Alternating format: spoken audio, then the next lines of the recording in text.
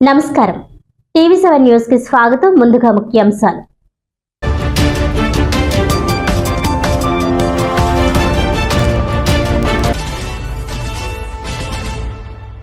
కాకినాడ జిల్లా కొత్తపల్లి మండలం గుప్పాడ గ్రామంలో మత్స్యకారుల ఆందోళన. కెమికల్ ఫ్యాక్టరీలు మూసివేయాలని డిమాండ్.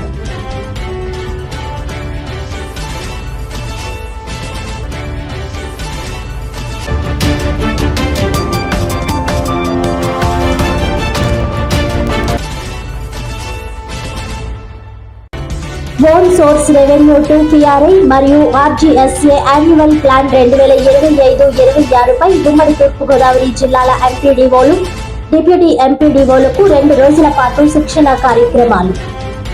కాకినాడ జిల్లా పరిషత్ సమావేశ మందిరంలో లాంఛనంగా ప్రారంభించిన జిల్లా పరిషత్ చైర్మన్ విప్పత్తి వేణుగోపాలరావు, CEO లక్ష్మణ్ రావు.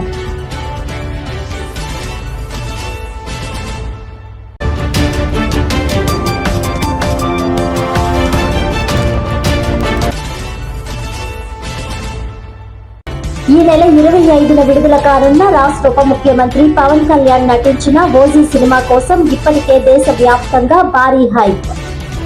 విడుదలకు ముందే కాకినాడ నగరంలో జనసేన అభిమానుల సంబరాలు.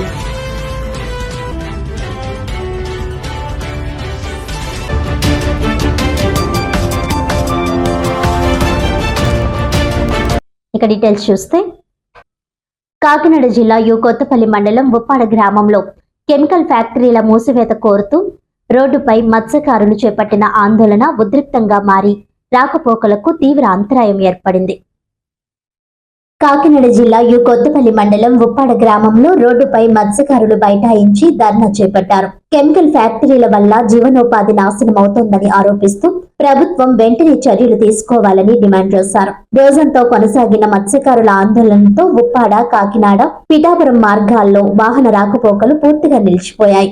ఉద్యమంపై స్పందించిన ప్రభుత్వం చర్చల కోసం Kakinada joint collector Rahul Meena, ASP Manish Deoras Patil, RDO మల్లిబాబులను పంపింది.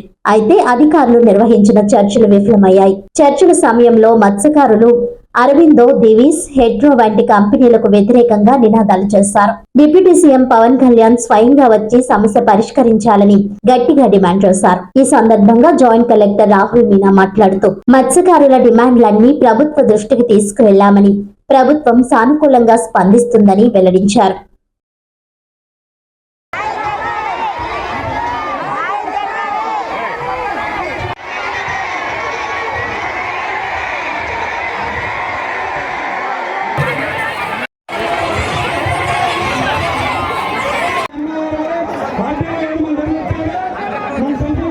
పొల్యూషన్ కట్ల వల్ల వృక్షం ముఖ్యంగా తెలుసుకుపోయింది.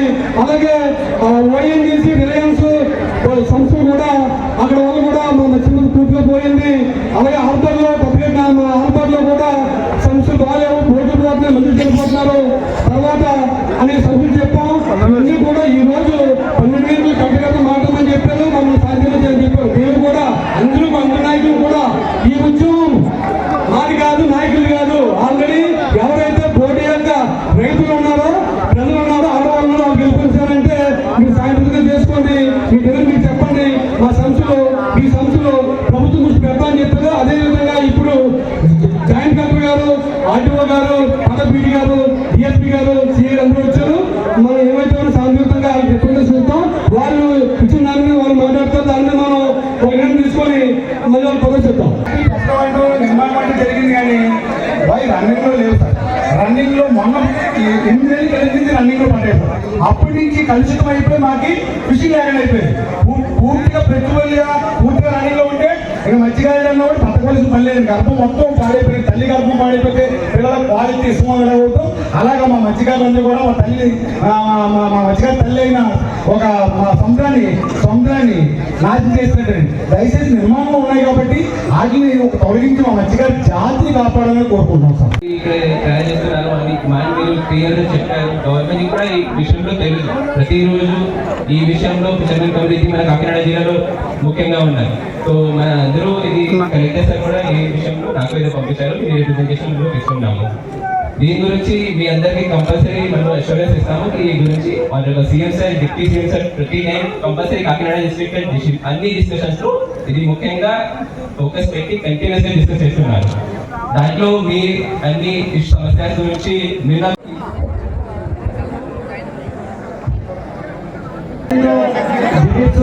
కర్మాగారాల వలన సముద్రం లోపల వరకు 20 కిలోమీటర్ల దాకా వాయు జల కాలుష్యం ఉండడం వల్ల మత్స్యకారులందరూ ఉపాధి కోల్పోయారు.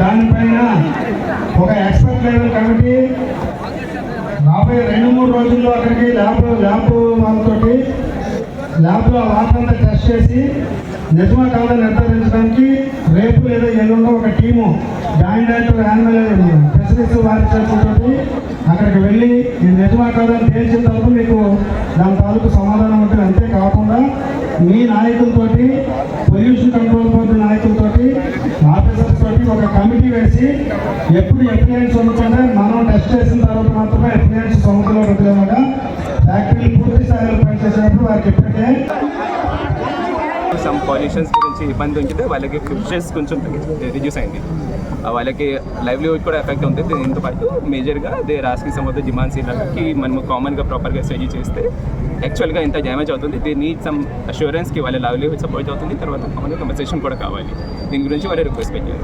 సో ఈ అన్ని సందర్భంలో already honourable CM sir, deputy CM sir, తర్వాత కలెక్టర్ సార్ ఆధారంలో మనం ఒక మీటింగ్స్ పెట్టి అన్ని ఎక్స్ప్లెయిన్ చేసేసాము. సో ఈ విషయంలో డిసైడెడ్ పొల్యూషన్ కంట్రోల్ గురించి ఒక కమిటీ నిర్మాణం అవుతుంది.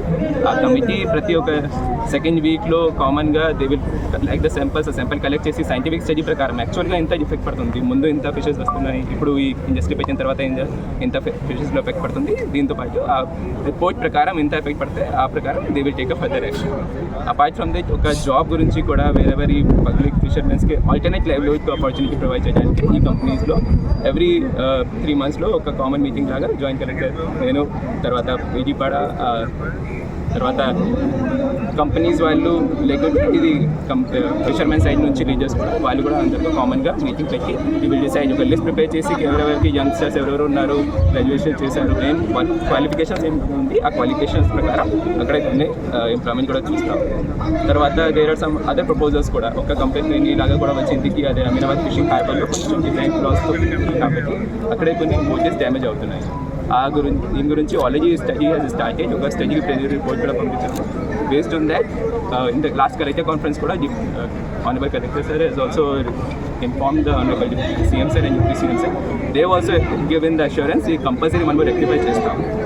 దీంతో పాటు దేర్ ఆర్ సమ్ ఆల్రెడీ ఒక అసెస్మెంట్ చేసిన తర్వాత మనకి కొన్ని లిస్ట్ వచ్చినాయి. ఈ there are some cases where 13 fishermen there are some boats damage కూడా జరుగుతుంది. ఈ బోట్స్ డ్యామేజ్ గురించి ఆల్రెడీ సీఎం మెరిటైమ్ బోర్డ్కి ఆల్రెడీ లెటర్ ఇస్తే ఆ కంపల్సేషన్ కూడా వస్తే ఇమీడియట్లీ వాళ్ళకు అందరికీ డిస్ట్రిబ్యూషన్ అవుతుంది. సో దట్ ఈస్ ఈ తర్వాత ఒక స్టోన్ వాల్ గురించి 200 మీటర్ స్టోన్ వాల్కి కూడా ఎస్టిమేషన్ జరిగింది. సైంటిఫిక్ స్టడీ చేసిన తర్వాత ఇంత రిక్వైర్మెంట్ ఉంది, అది 217 crore ఎస్టిమేషన్ కూడా కంప్లీట్ అయింది. ఈ విషయంలో కూడా honourable CM sir, deputy CM sir given and government will take the final decision.